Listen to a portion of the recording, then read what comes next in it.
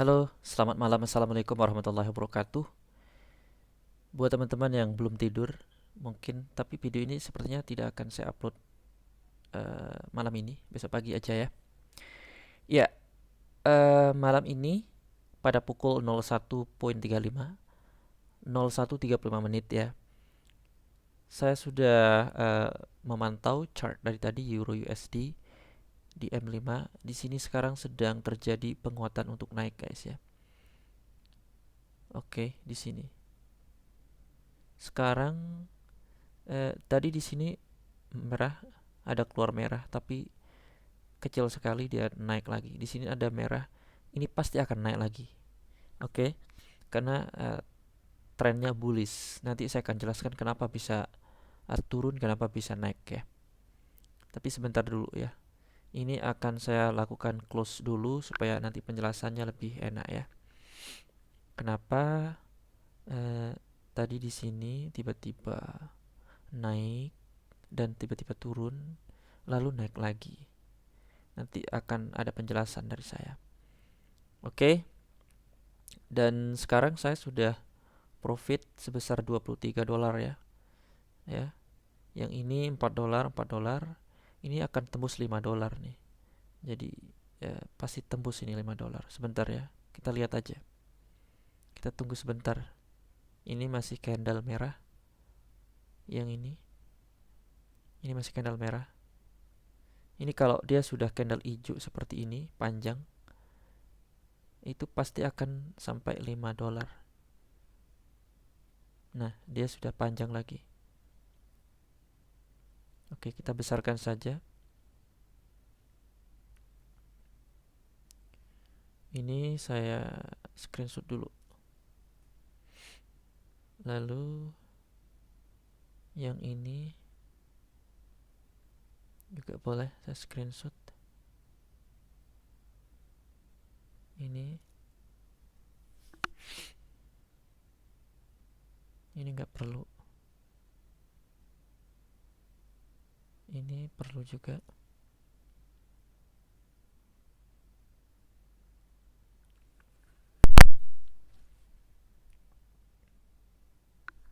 Kita tunggu dulu ya. Saya akan melakukan close position. Sebentar dulu, saya akan tunggu dia naik ya. Baru saya akan close position. Mungkin ini butuh waktu sekitar 2 sampai 3 menit. Channel ini akan berubah jadi hijau.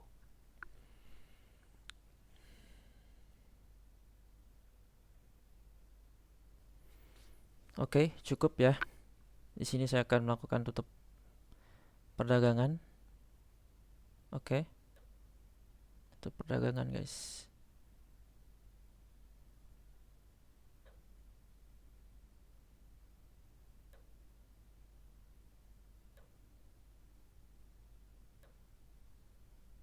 Kita nggak usah tunggu sampai 5 dolar ya.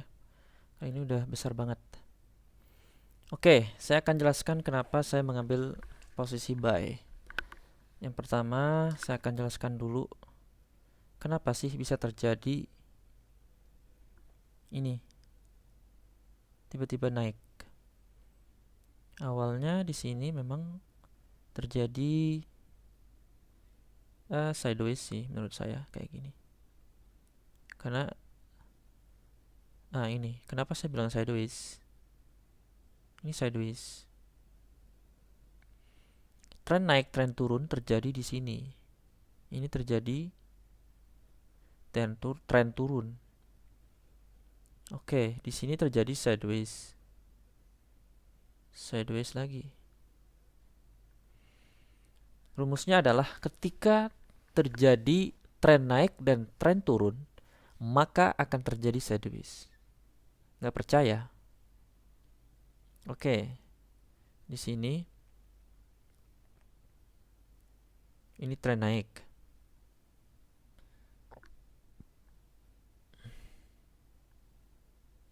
Maka sideways terjadi di sini.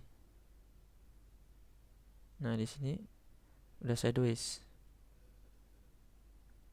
Lalu ada news mungkin. Seperti news gitu. Nah, ini news, kerjaannya news ini. Set set set. Kalau yang penurunan spontan seperti ini news. Nah, kalau yang ini sebentar, ini sideways. Sideways. Kita bisa cari cuan juga, tapi scalping mungkin ya. Kalau mau cari panjang nggak bisa. Setelah sideways, ini masih sideways. Ini ukuran sideways. Ini ada news juga nih. Kenapa bisa ada ini?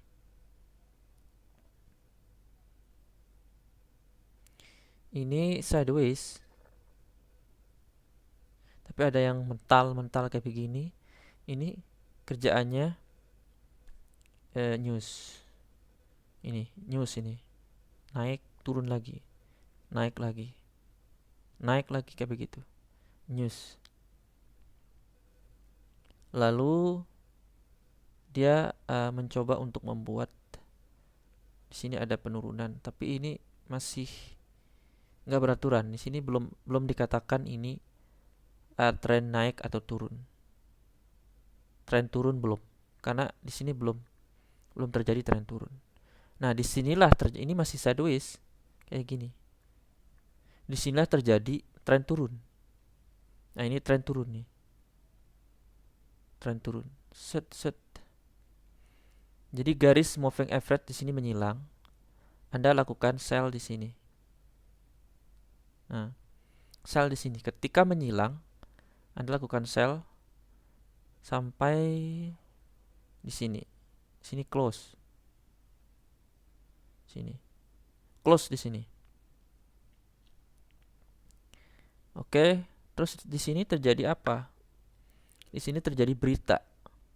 Sebenarnya di sini masih sideways. Di sini masih sideways. Tapi gara-gara ada berita di sini. Sini kan terjadi berita tadi sini. Ya, sideways, tiba-tiba set naik. Saya ambil posisi di sini tadi. Sekitar sini, buy. Dapat sampai sini kalau nggak salah. Ya, sekitar sini lah. Tiba-tiba dia anjlok. Ini. Dia anjlok. Saya udah cuman satu. Terus dia coba turun lagi kan. Turun. Kenapa makin turun gitu? Seret di sini. Ya udah saya buy di sini. Nah, buy.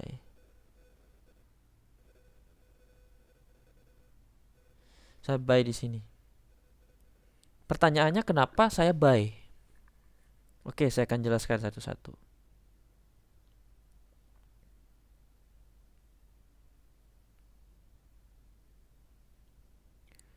Oke, alasan pertama. Alasan pertama, ilmu mantul. Kalau pernah terjadi berita, ini kan naik, dia mental ke atas. Dia mental ke atas, dia pasti akan turun. Tapi turunnya itu bukan turun sampai bawah. Turunnya itu akan naik lagi. Biasanya begitu. Nah, kalau Anda sell di sini, untung nggak? Untung dong. Ini kan sudah turun tadi. Sudah turun. Untung juga. Tapi di sini justru sekarang dia sedang mengalami tren naik. Nah, dia perjalanannya baru sini nih. Dia menyilang di sini tadi. Ngebuy di sini bagus, tapi saya di sini ngebuy-nya. Nah, begitu menyilang, kalau kita pakai rumus moving average, disinilah kita buy.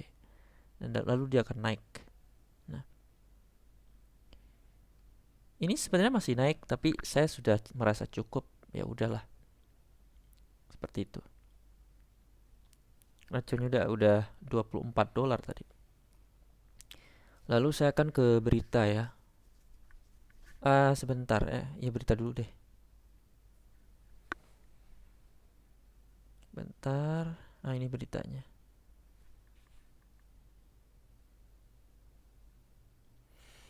Dolar Amerika Serikat apa nih? Slip sebagai tingkat pengangguran turun ke 4,2%. Tingkat pengangguran turun ke 4,2%. Artinya kalau pengangguran turun, mata uang di negara tersebut bagus. Bagus. Itulah yang menyebabkan harga jadi naik. Oke, ya dong. Harga jadi naik. Bagus. Maksudnya begitu keuangannya bagus, otomatis chartnya juga ikut naik. Seperti itu. Jadi ya kurang lebih pemahaman seperti itu. Koreksi saya kalau keliru. Kemudian saham Eropa naik setelah pernyataan yang relatif dovish apa ini oleh Christine Lagarde, Ketua Bank Sentral Eropa. Dalam pidatonya dia mengatakan bahwa bank tidak akan membuat janji jangka panjang ketika mereka bertemu akhir bulan ini. Pernyataan itu muncul beberapa hari setelah data inflasi zona euro yang relatif kuat. Angka-angka tersebut mengungkapkan bahwa inflasi di kawasan itu naik ke rekor tertinggi. Inflasi naik. Nah, apa maksudnya kalau inflasi naik? Nah, itu ada maksudnya di situ. 4,9% pada bulan November. Pernyataannya bertentangan dengan apa yang dikatakan Jerome Powell dari Federal Reserve kepada pembuat kebijakan minggu ini. Dalam kesaksiannya, dia mengatakan bank kemungkinan akan mempercepat laju tapering DAX CAC 40 dan stok naik sekitar 0,30%. Saham naik. Pound Inggris turun terhadap euro karena data menunjukkan peningkatan jumlah kasus COVID. Nah, di sini poinnya peningkatan jumlah kasus COVID. Apa yang terjadi di suatu negara tersebut? Ekonominya otomatis akan menurun. Nilai mata uangnya juga akan menurun. Nah, itulah yang menyebabkan turun. Jadi grafiknya turun juga. Nah, masuk akal ya. Jadi trading itu bukan judi, teman-teman. Trading ini ada analisa fundamental dari berita, ada teknikal juga. Kalau judi nggak ada. Oke. Menurut Kantor Statistik Nasional (ONS), proporsi orang yang dites positif virus naik menjadi 1,65% dari populasi minggu lalu. Jadi peningkatan yang terkena COVID meningkat. Otomatis mereka nggak kerja, di rumah aja. Kemudian banyak bisnis, usaha kafe dan sebagainya tutup. Otomatis pemasukan negara tersebut berkurang dong. Makanya itu yang menyebabkan grafiknya jadi turun. Nah, kita sell di situ. Oke, masuk akal ya. Sebagian besar kasus adalah dari varian Delta. Oleh karena itu, ada kekhawatiran bahwa varian Omicron akan menyebabkan lebih banyak infeksi. Inflasi. Kita lagi ngebahas COVID kok inflasi. Mata uang juga menurun setelah angka PMI jasa Inggris yang relatif lemah. Palang Merah Indonesia. Bukan. Bukan Palang Merah Indonesia, PMI. Apa sih kepanjangannya? Menurut Market, PMI jasa dan komposit negara-negara masing-masing turun menjadi 55,9 dan 58,5. Angka-angka ini bisa mendorong BOE menjadi relatif dovish akhir bulan ini. Oke. Pasangan USCAD menurun setelah angka pekerjaan terbaru dari Amerika Serikat dan Kanada. Ini pasangan USD CAD guys ya, menurun setelah angka pekerjaan terbaru dari Amerika Serikat dan Kanada. Data menunjukkan bahwa pasar tenaga kerja di kedua negara tersebut membaik di bulan November. Menurun. Ini pasangan USD CAD menurun setelah angka pekerjaan menurun terbaru. Kok menurun ya? Seharusnya membaik ya. Kan data menunjukkan bahwa pasar tenaga kerja di kedua negara tersebut membaik di bulan November. Di Amerika Serikat ekonomi agak nggak masuk akal. Di Amerika Serikat, ekonomi menambahkan lebih dari 210.000 pekerjaan pada bulan November. Biro juga merevisi ke atas pembacaan sebelumnya dari 531K menjadi 546, meningkat. Tingkat pengangguran Amerika Serikat turun menjadi 4,2%. Kalau pengangguran menurun, berarti keuangannya membaik dong. Artinya banyak yang bekerja. Masuk akal? Itulah yang menyebabkan harga menjadi naik. Masuk akal ya? Tapi kalau data pekerjaan eh, data pekerjaan apa namanya tadi? Saya agak nggak masuk akal di sini. Pasangan USD CAD menurun setelah angka pekerjaan terbaru dari Amerika Serikat dan Kanada. Nggak tahu kenapa dia bisa USD CAD menurun. Nggak tahu juga. Kemudian di Kanada, ekonomi menambahkan lebih dari 153.000 pekerjaan pada November, sementara tingkat pengangguran turun menjadi 6,0%. Namun, tantangan terbesar kedua negara adalah gelombang COVID yang saat ini dapat mengganggu pemulihan. Jadi COVID ini yang menyebabkan harga jadi turun. Kemudian data pekerjaan yang menyebabkan pengurangan data pekerjaan yang menyebabkan chartnya jadi naik. Nah, ini masuk akal. Kenapa? Karena ya kalau mata uangnya bagus, ya udahlah, dia grafiknya akan naik. Tapi kalau jelek akan turun seperti COVID tadi, kekhawatirannya. Itu menyebabkan jadi anjlok. Nah, di sini saya bacakan lagi. Pasangan euro USD miring ke atas setelah angka pekerjaan Amerika Serikat yang relatif beragam. Pasangan naik ke tinggi 1.1320 yang sedikit lebih tinggi dari rendah intraday 1.1286. Pada grafik per jam, pasangan ini berada di sepanjang sisi atas Bollinger Band. Itu juga dalam kisaran yang sama seperti dalam beberapa hari terakhir. Pasangan ini kemungkinan akan melanjutkan tren bearish karena pasar mencerminkan data pekerjaan. Ini analis ini bearish gak salah. Tadi kan memang sempat turun. Ya, sempat turun gara-gara berita COVID itu. Lalu di sini ada angka lagi, guys. Oke, yang ini saya akan lebih tunjukkan ya. Tunjukkan ke chartnya aja.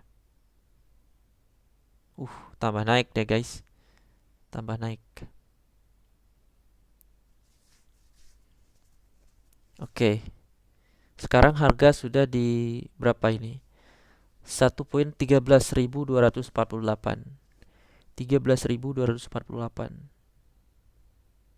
13.253. Oke, Euro USD terpantau bullish. Buy di 13.521. Nah, berarti di sini 13.521, 13.764. Jadi kemungkinan ini support resistennya 13.521. Ya. Ini akan naik sampai 13.521. Kita lihat. Jadi kalau ada yang masih hold hari ini di jam ini 01.55, menurut saya it's okay. Karena support terbesar itu resisten 13.521. Sementara kalau sell 13.220. 13.220. Ini sudah lewat, berarti ini sudah momennya buy. Jadi ini kemungkinan akan menuju ke 13.521. Kita lihat. Oke. Di sini tidak terlihat. H4. Oke, H4 terlihat di sini. Di mana harga 13.521. Ini resisten. 13.521.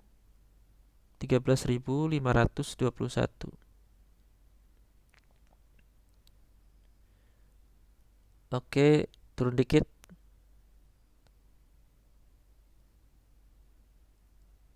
521. 13.521.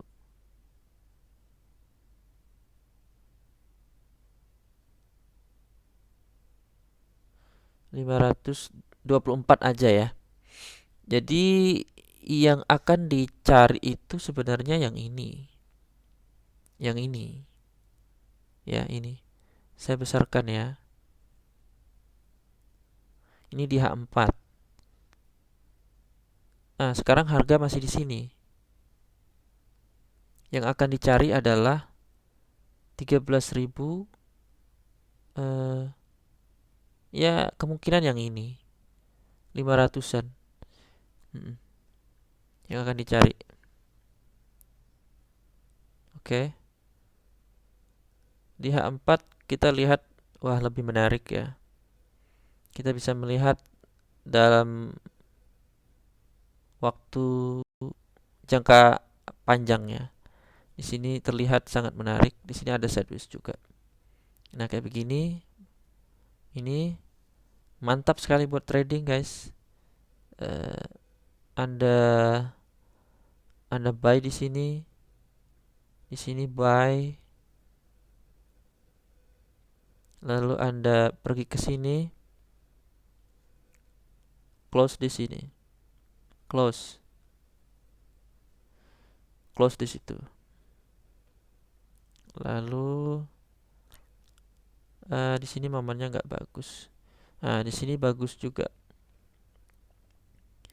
Setelah Anda di sini ada terjadi penyilangan lagi. Ada sell. Sell. Oke. Lalu Anda close di sini. Mantap ya. Oke. Ini juga bagus. Saya suka sekali. Wah, sampai sini nih mentoknya nih. Jauh. Sampai sinilah. Lalu di sini tren turun lagi. Nah, justru di H4 di sini saya bilang apa ya? Di sini trennya masih turun terus sih di sini. Sini terlihat dari sini, sebentar, dari harga ini 19.000 guys, gila. 19.000 dia turun, dia masih turun sampai ke 13.000. Dan di sini terlihat garis di sini akan terjadi apa namanya? Penyilangan. Jadi otomatis kita bisa buy lagi gitu. Kalau di H4, H1 di H5 berbeda lagi. Kita bisa lihat juga di sini tren, tapi nggak sebanyak tadi. Kita bisa lihat juga di sini tren, tapi secara keseluruhan kita bisa lihat di H4. Kalau D1 terlalu jauh. H1 juga bisa. Di sini justru di sini sudah terjadi, di H1 terjadi penyilangan di sini. Maksudnya apa, Mas Jum? Oke, di sini dia terjadi downtrend. Dari sini downtrend di harga. Nah, harga ini saat kita sell. Nah, 15.600 kita sell. Sekarang dia turun ke, pernah sekarang 13.000 ya. Dia sempat turun tadi sampai di 12.000 H1. Lalu gara-gara news dia naik. Naik dong. Kan tadi ada data pekerjaan sudah, pengangguran berkurang, itu yang menyebabkan naik juga. Lalu turun gara-gara Covid. Nah, di sini naik. Di sini bisa dikatakan tren naik. Ya, tren naik. Di sini terjadi penyilangan lagi. Tapi di sini cepat ya, gara-gara news itu. Ini panjang banget. Saya suka ngelihat yang panjang kayak gini nih. Panjang banget kayak tiang listrik. Jadi ini turun. Nah, di sini dia sudah menyilang lagi di sini. Sepertinya dia akan naik. Lalu di M5 dia sudah menyilang duluan. Seperti itu. Oke. Jadi itu alasan saya. Saya udah bacakan fundamentalnya di berita yang menyebabkan naik itu gara-gara pekerjaan, data pengangguran sudah menurun, otomatis orang-orang pada kerja. Lalu yang menyebabkan turun itu dari COVID. Dan teknikalnya ya seperti inilah. Oke, thank you. Thank you teman-teman. Selamat berakhir pekan. Semoga kalian sukses. Amin. See you in the next video. Bye-bye.